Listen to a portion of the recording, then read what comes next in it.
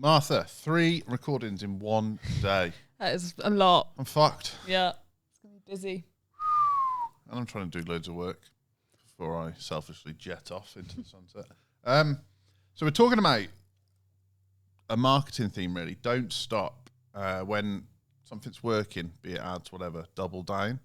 Now, this is sprung from a behaviour that I see time and time again where things are working really well, but when things are working, that's quite boring. And something I see a lot of business owners do is they then look for the next thing to try and make work rather than doubling down, quadrupling down on the thing that's working.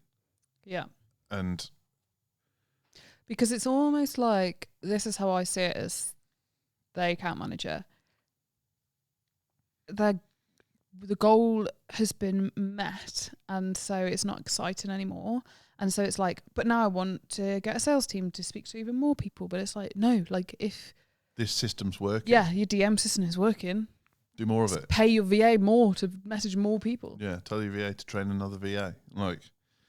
So like Gary Vee talks about this. One of the things he regrets with Wine Library when they started doing Google ads was it was working really well. Mm. So he didn't, in hindsight, it was easy to see that the thing he needed to know was to do more of it. Because this is in the infancy of Google ads, and he was an early adopter when people were only using Google. They were still treating Google like the yellow pages, like a directory. And he was using it to generate wine sales. And so he was getting like 5p a click, which, I mean, like trying to get clicks for wine now would be 30 times, 40 times that. And he still did very well, but he didn't see the opportunity in front of him. And I was listening to a podcast by Alex Hormozy about this, where he paid a lot of money to be in a mastermind, went into the room, and the guy in the room said to him, your ads are working really well, like too well. So spend until they're at breaking point. Make hay. Scale like fuck. And the reality is some people don't want to. They don't want to scale like fuck, or they don't want to double down because they enjoy fiddling. They enjoy tackling problems. They're problem solvers. And when there isn't a problem to solve, they get uncomfortable. But that's sort of forgetting that the purpose of your business is to make profit for your shareholders, whether that's you, the owner, on your own, or a board, or international investors. And so we see it with clients where the stats are really good, but they've spent so little in relative terms that the money that's landed in their bank account doesn't reflect how effective the campaign's been. But if they'd spent 10 times that as much and the stats had been the same, that 500 quid that landed in their bank account would have been 5 grand, or that 5 grand that landed in their bank account would have been 50 grand, or that 50 grand that landed in their bank account would have been 500,000. And they would be looking at it completely different. And it was because they didn't back themselves when they saw it was working. Instead, they were like, it could be misaligned expectations. So it could be like, oh, I've invested 2.5 grand into my marketing. I'm expecting 20 grand back from this, rather than thinking I've invested 2.5 grand into my marketing, of which £500 was on ads. I've made 5 grand back, so I've 10x my ad spend. I'd be happy with 5x, so why don't I put all of that 5 grand back in? And if I get 5x, I've made 25 grand. And it's a bit of a mathematical mentality. Yeah, you also need context, I think. So, like, Gary Vee didn't know I imagine he would have known. Well, maybe not if he was one of the first people to run ads, that 5p a click is incredible. And so it's a regret based on future knowledge. Yeah, knowing that 5p, because it could have, 1p a click could have been the baseline. And so if you're running ads, I really encourage you to know. So in my mentorship, I'm in a group chat and someone's just posted and like, this is a ludicrous example, but they've just said like my click-through rate's 2%, which I believe is good. I've had 8 clicks, but nobody's DM'd me. What's wrong with my ads? Well, if you've had 8 clicks and your click-through rate's 2%, that means you've had 400 views, which is fuck all. Yeah. Probably cost you 10 quid max. So there's nothing wrong with your ads. You haven't got enough data to make a decision. So what Gary should have done, and he knows that now, which is why it's a true regret rather than like hindsight's a wonderful thing, is it's costing me 5p a click, and for every 200 clicks I sell a bottle of wine. That's a made up thing, but so let's assume that that's cost him 10 quid to sell I think that's the maths. 200 clicks, 5p a click, yeah, 10 quid. 10 quid to sell a 30 quid bottle of wine, let's say. And there's still 6 quid profit in that for me. Now that's made up maths, but if that was it, he could make decisions based on that. Nothing to do with is 5p a click good or not, because the reality is 5p a click good for me? Yeah. Not is 5p a click good.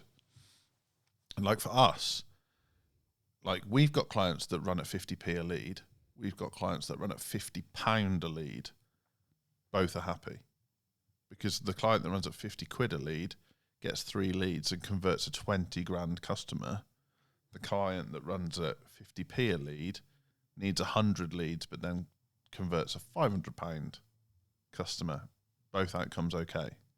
And that's what you need to know. You need to understand the maths of your business. And I mean, I've spoken from stage, I've stood in rooms, I've ran workshops, one-to-ones. When it comes down to it, I'm like, okay, what's the revenue of your business?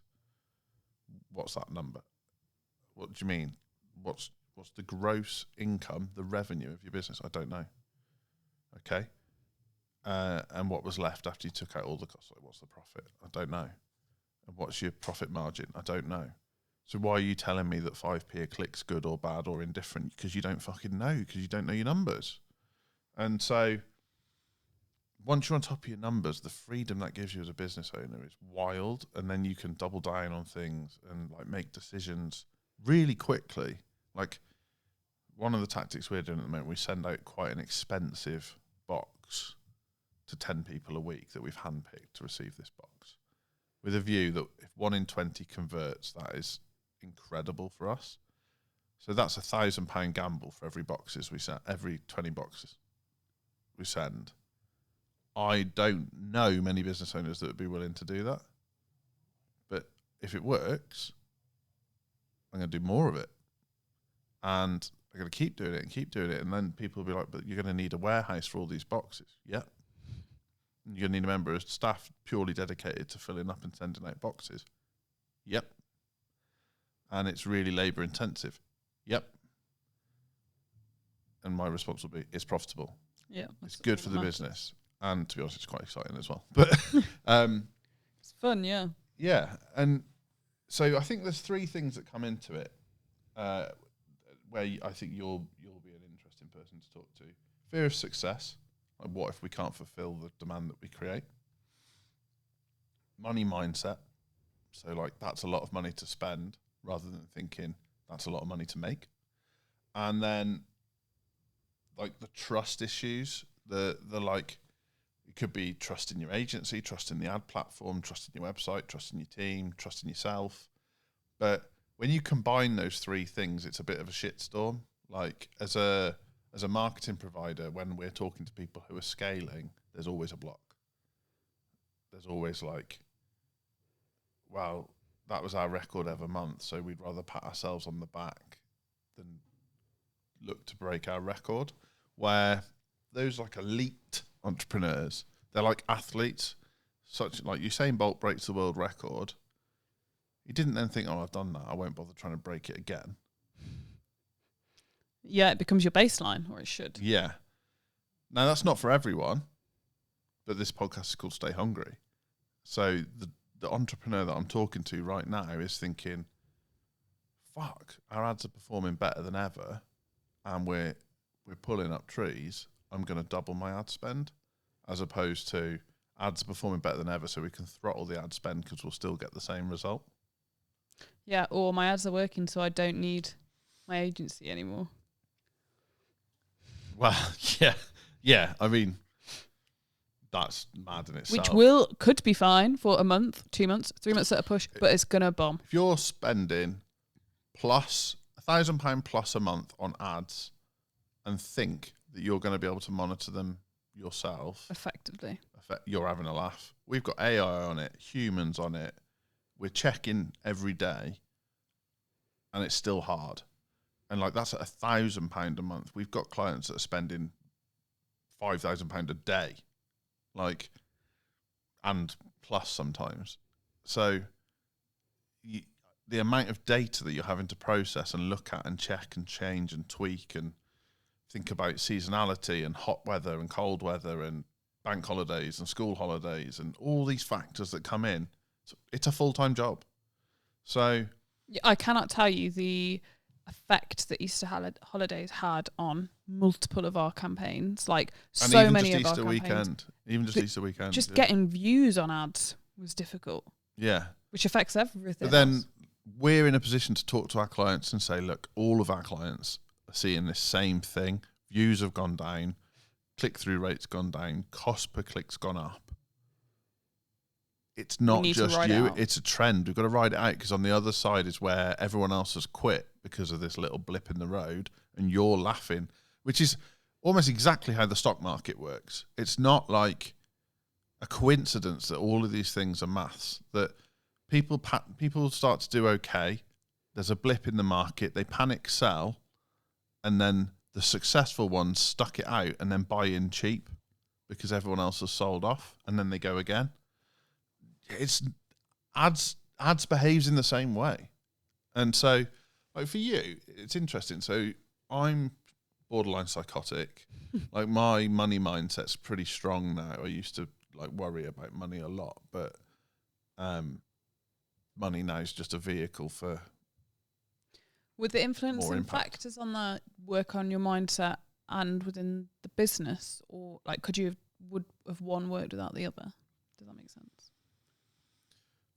Because I have a money block in terms of, like, spending it all. Well, not if you ask Jason. No. When I think, I still sometimes will be like, oh, I hate pitching. Like, in my head, I'll be like, oh, to a client. Yeah, I'll be like, oh, that's. Yeah, you've had one recently where we had to up our fees because they want to do quite a bit more work, but you felt like it would damage the relationship, which I don't think it has. I don't know if. I don't know yet, basically. They haven't replied. No. Interesting. Not on that, but on other things. So we'll see. Just press. Just say, like, just following up. Yeah, which makes sense, because otherwise I end up burning out. If a money conversation in a commercial relationship damages the relationship, that's a problem. Yeah, it's not the relationship that you think you have. Yeah, so I wouldn't ever worry about it, because if they're like, they can only say no. If they say no and they're offended, then you need to think about what's gone wrong. So if you're like, oh, by the way, our fees are doubling next week because you've asked for a little bit more out of us, and then they're like, fucking hell, we've done you loads of favours, you're taking the piss. Well, I think that's a fair enough response. But if they're asking you to do 10 times as much work and you're only bumping the fee by X amount, that's a reasonable request. And I think people are really afraid to have those commercial conversations, to be like, where's my money? Or because mine is, I'm looking at it as like from my perspective, not from a business perspective, which is where I know my money block is. Yeah, and like my wife Hannah would be the same. So she's never been involved in business financial conversations like I have. I mean, she's done budgeting and stuff, but like, if I buy something for work and it costs $2,000, that's not the same as me buying something for home that costs $2,000. It's totally playing two different games. Like, a $2,000 piece of equipment for the office that needs to last 10 years is not the same as a 50 quid kettle at home that needs to last 2 years. Well, I guess home is like, what would you call it? Like, it doesn't produce well. You're comfy. It's where you live, but it's not an investment in the same. Yeah, I think people try and treat it like an asset and end up hurting themselves.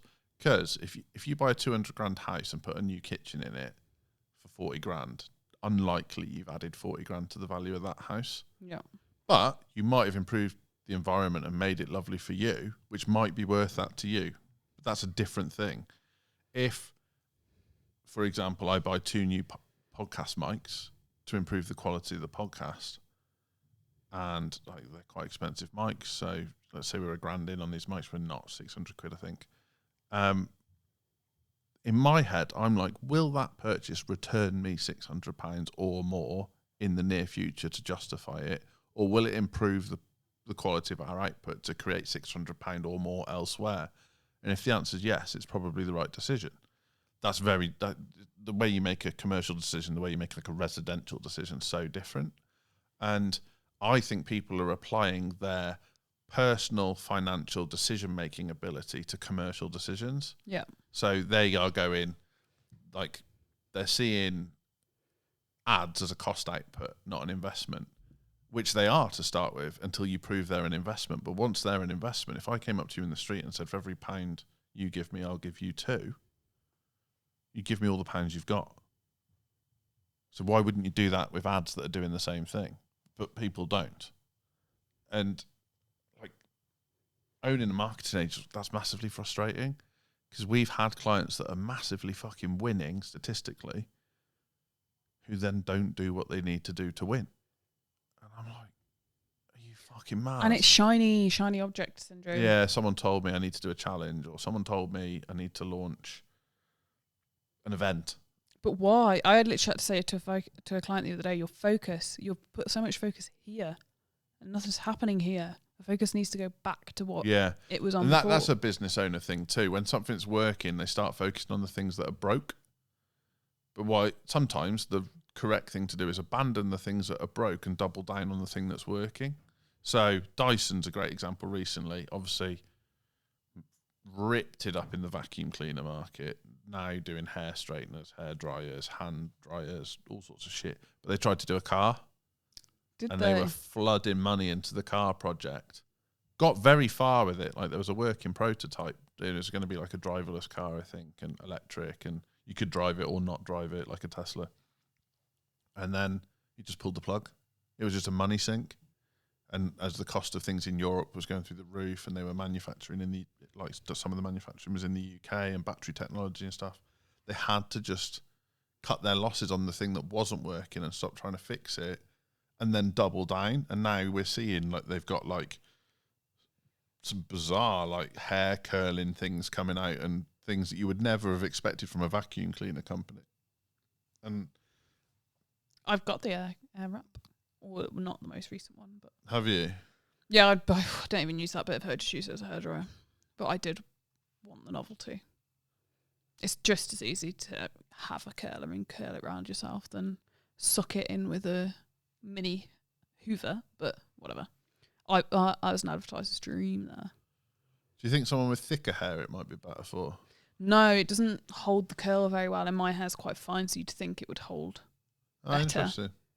And it takes fucking ages, and my arm aches, and I So you just shat on the entire point I've just made? Well, it's probably me. I don't care enough about how my hair looks for it to be worth the investment of time. Yeah, I get that. I didn't mind investing the money, but I didn't want to invest the time. Do you know today, speaking of hair, no one noticed I had my hair cut or I did. beard trim, or that I've got a black eye. Yeah, the black eye. Yeah, but most of the time your glasses are Yeah, it's pretty obvious when I take them off. Yeah. It's really weird. I missed it. It's fucking weird, isn't it? I must have pushed my glasses into my eye. That's what it looks, yeah, because it's right in the corner. But I'd just tell everyone that you've had a fight with a polar bear. Orangutan. I've got a question for you. Yeah. It's trending. I think you started this trend. Ryan Proctor, our videographer, asked me. I think it's Gorilla versus 100 Men that's trending everywhere. Who do you think would win? Well, I guess that's the logic, yeah. 100 Men, obviously. I'm not sure. Well, yeah, because you just... Could 100 men overpower a gorilla? What, bare hands? Or if I don't think they could, because I don't think enough of you could get a grip on it. Oh, but so we're not talking like they've got crossbows or... No, just 100 naked men against a gorilla. Oh, see, that's different now. Oh, sorry, this is the dream I had last night. Who was the gorilla? Yeah. Were you the gorilla? Right. Okay. So no weapons. Yeah, because gorillas have kind of got that insane mindset where it's like... I don't think people understand how strong a gorilla is. Yeah, so I was thinking that if you had 100 men, like, and They're one of them's going to combined shoot. strength. Yeah, not that. So I think the argument is a gorilla is like as strong as 20 men or 10 men or whatever, but 100 men can't get at it. Yeah. I think well, you wouldn't even get 20 men. I think the gorilla's winning. What men though? Are we talking like world's strongest man or? Yeah, 100 Eddie Halls. Like, because I'm back in Eddie Hall. Yeah. To be fair, the only person, like, he had a UFC fighter that was like an MMA fight at the weekend against a former world's strongest man, and Eddie Hall is a fucking animal. He's just massive. How I'm not sure he's far off a gorilla. Like, fair play. Okay, so 100 Eddie Halls versus one gorilla. Yeah, then I'm back in Eddie. But normal man, 100 me against the gorilla's having it. I don't even think I could get angry enough. Yeah, but fight or flight would kick in, wouldn't it? Yeah, I'd flight. Yeah. I'd run like fuck. Yeah. And you still wouldn't outrun a gorilla. I'm doubling down on my running ability, which isn't great. Is that wise then? Yeah, Maybe we should double down on something else. What's your choice? Back yourself to get away or back yourself to turn and fight against a gorilla? I'm backing myself to figure out a way to get away. Yeah. I mean, we're quite smart though, and I feel like gorillas are relying on brute strength, whereas we'd be like straight in the eyes. I think they're smart. What if it was a human with a small stick or a big stick? 100 humans, each with a stick. Still backing the gorilla. What about a long stick? A 100-foot pole? Well, that's different then, because then you can use cunning. Because you could like position. tire it out and stuff. I don't know how we got onto this. It's Ryan's fault. Hopefully he'll listen. So what, like, I'm going to ask you a question. What's the biggest investment you've ever made other than your house? Probably mattress. My car, probably. Your car. Which I'm just about to pay off. But you bought that off your mum. It's not a criticism, but it makes it less scary. Yes, because I guess if I couldn't pay it, she's not going to... The bailiffs aren't coming. Yeah. Where, and I'm not that scared of my mum. Don't tell her. I mean, if 100 of my mum versus... If my mum was a bailiff, I'd be fucking petrified. Yeah. I mean, I'm not... I feel like physically, I'm not going to fight my mum, but... I know if my mum comes... I'd probably back my mum in a fight against me as well. Would you? She's pretty feisty. She's getting old. My mum's a lover. I'll take her. 100 Joels against Debbie. Who's going to win? What about if Joel was the size of a chicken? Yeah, stop. This is what you do when we travel anywhere. Start asking people stupid questions. But, like, what's the biggest investment you've ever made other than your car, house, or house? Traveling? Yeah. Yeah, I guess so, yeah. Did that scare you, spending that money? No, but I was quite young and... Fancy free. Yeah. Yeah. But I still believe in my head that if I needed money, I could make some. Like that. I'm like that. Like, people say, what if this goes wrong? And I'm always like, well, what if it doesn't? But then also, if it does, I know how to make money. Yeah. I genuinely believe, like, if push comes to shove, I could make any situation. Yeah. I can't remember the last time I was properly afraid to pay for something. Yeah, what's the biggest investment you've made? Coach? Fucking hell. I guess it's different when actually, that is true. That is one. So we went to me and Andy, when Andy was still part of Codebreak, went to a conference at Wembley and decided to invest in their mastermind. And we'd been in a mastermind before, but it didn't cost anything like this did. And I think the combined fee for me and Andy was 26 grand. And the total, yeah, the combined fee.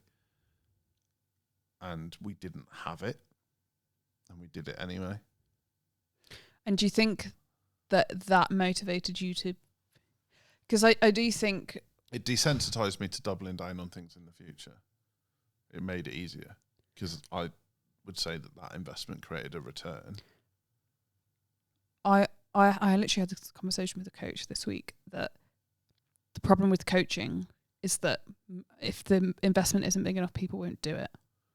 Yeah. So it has to be enough money. In this instance, one of our best ever clients 2 of our best ever clients came from that environment, who have both spent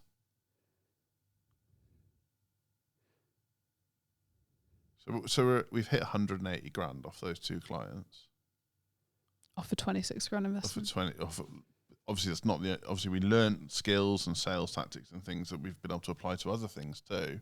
So did we see that money back? Yes. Did it scare the fuck out of me when we did it, when the business wasn't in a position to do it and we had to find a way to cash flow that? Yeah.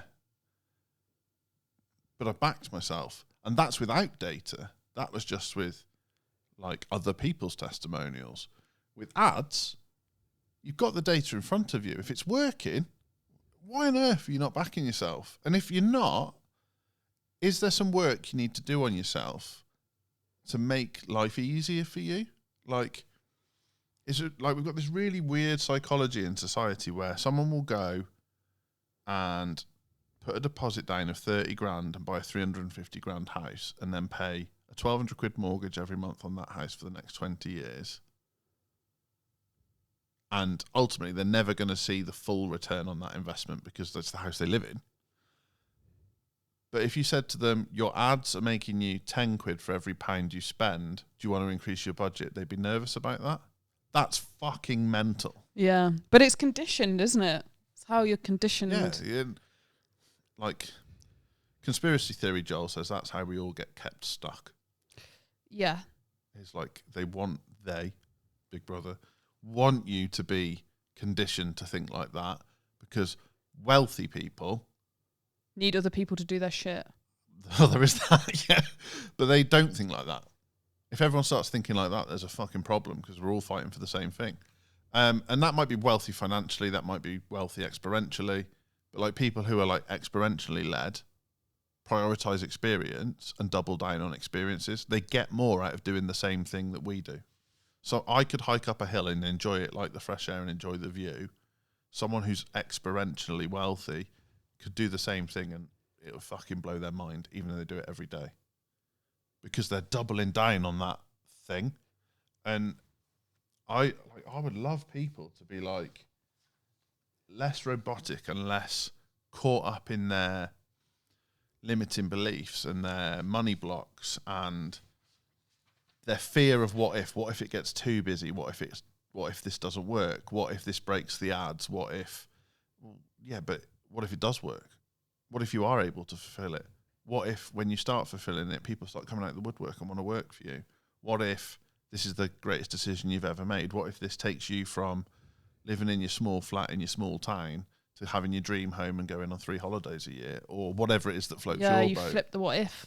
Yeah. What if it doesn't work, but what if it does? And like I really rate people who look at things objectively from a factual standpoint and go, I've got the facts in front of me and therefore I can make this decision. It's not a gamble. And yet people are more comfortable making a gamble than they are making an informed decision in many cases.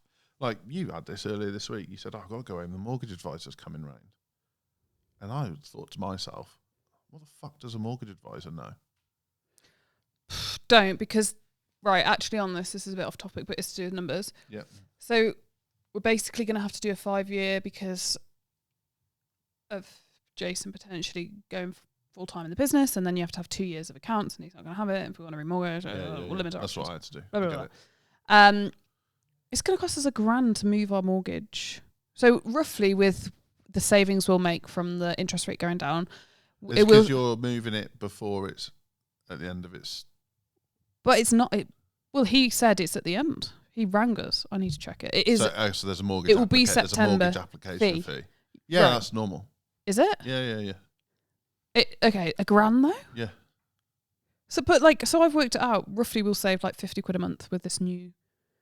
But if we had you're not going to see that saving for 22 months. Yeah, but across 5 years you will. So based on what I've just said, thinking objectively about the fact, what's the right decision?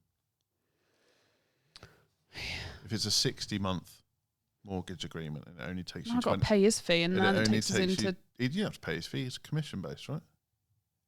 I don't know. He's got you'd be on commission from the mortgage, so maybe a fee. No, he's got a fee, yeah. Martha, you need to talk to me before you make these decisions sometimes. Well, I'm just going to sack him off, I think. But Then what, you don't have to pay a fee? Well, I'm just going to look myself because I don't But trust. has he already done his service? Well, I don't know. You just put in our details into a computer from what I can tell. But is that what you paid him for? I don't know. I cannot condone you not paying someone. Well, But we had one phone call. 60. Oh, he didn't come in person? No. Oh, yeah, fuck it. But yeah, 60-month contract. You break even at month 22. Contract you're going to have to do anyway. Probably a good deal on that basis. Yeah. Yeah, so I just went back and said, can you send us the second best option for context? Because I have no context. This is a good I would say deal or not. This is the option we've been looking at, and go to your current provider and see if they can match or beat it without charging you an application fee. Yeah.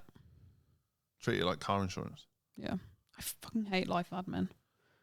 Flip it. Flip it.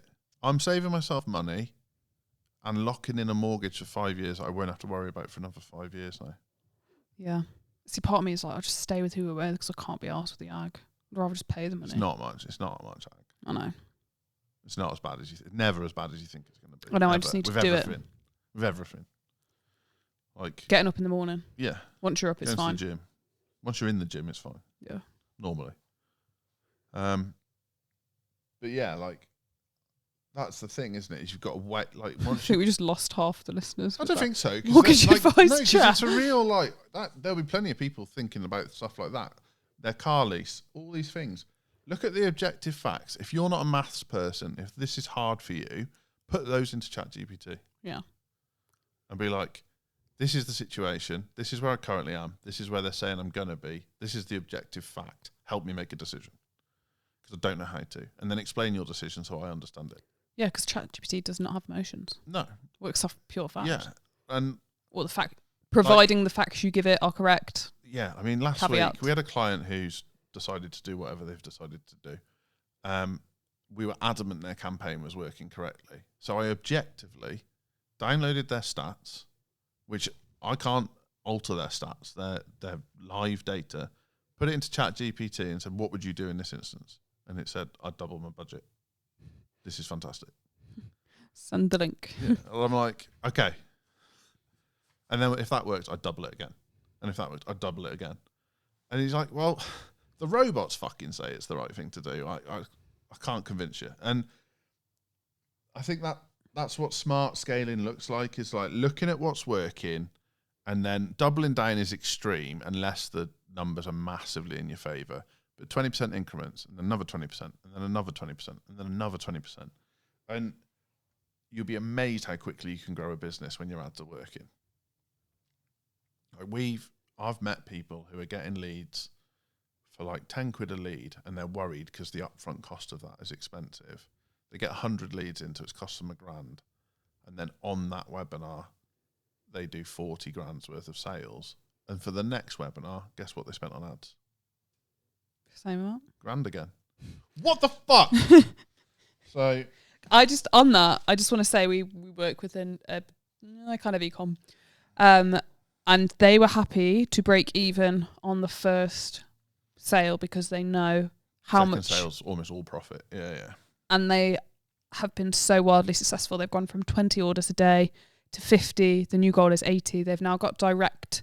I don't know if you know this actually. They've got direct contact with the suppliers now, so they can effectively drop ship. They don't want to do that, but they effectively can bring. If the volume gets too big, they don't have to store it. They can do it even cheaper, and so them just having that mindset has completely transformed their businesses, and their lives. The important bit that you haven't said is that they were happy to break even on the first sale, but they were actually 7x in their return.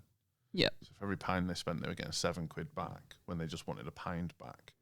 So we've still got £6 to play with before, like, we can scale that to the moon. And this is a business who was like a decent sized family business, but now we're talking life changing sums of money going through their business every day.